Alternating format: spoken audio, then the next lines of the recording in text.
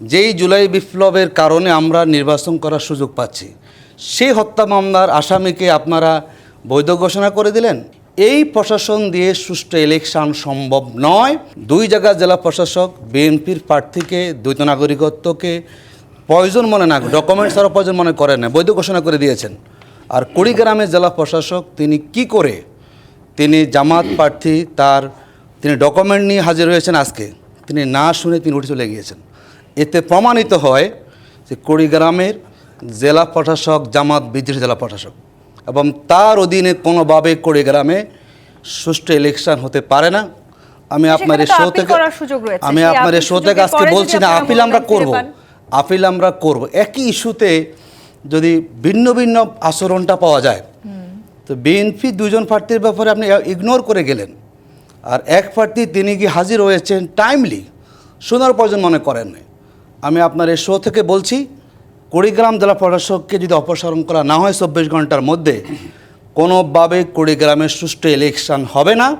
তিনি বায়াস এবং তিনি জামাত বিদ্বেষী প্রশাসক, আমরা অপসারণ দাবি করছি। তো নতুন এবং ফিরে আসা গ্রাহকদের জন্য নগদে চলছে ক্যাশব্যাক সহ প্রতিদিন হাজারো উপহার জেতার সুযোগ। হবে আশা আর ফেরা, সারপ্রাইজ সেরা।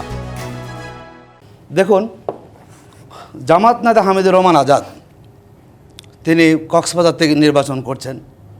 তিনি একটা ট্রাইব্যুনালের মামলার তিনি আসামি ছিলেন।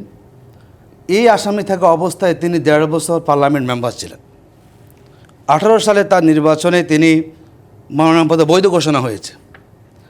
তিনি 70 মামলার আসামি। তিনি কক্সবাজার জেলা প্রশাসক তিনি কি করলেন, তিনি ওই মামলাটাকে নিয়ে এসে অবৈধ ঘোষণা করে দিলেন। আবার দেখলাম একই কাণ্ড, 7 মামলার আসামি, জুলাই বিপ্লবে তিনি অপরাধ করেছেন, অন্যায় করেছেন। ব্রাহ্মণবাড়ি 1 আসনের একরামুজ্জামান শেখ আওয়ামী লীগের নেতা। আবার দেখলাম মুন্সিগঞ্জ 1 আসনে বিএনপির মনোনয়নপ্রাপ্ত আবদুল্লাহ সাহেব, তিনি জুলাই ছাত্র হত্যা মামলার আসামি। তাদের মামলা থাকার পরও তারা বৈধ হয়ে গেলেন।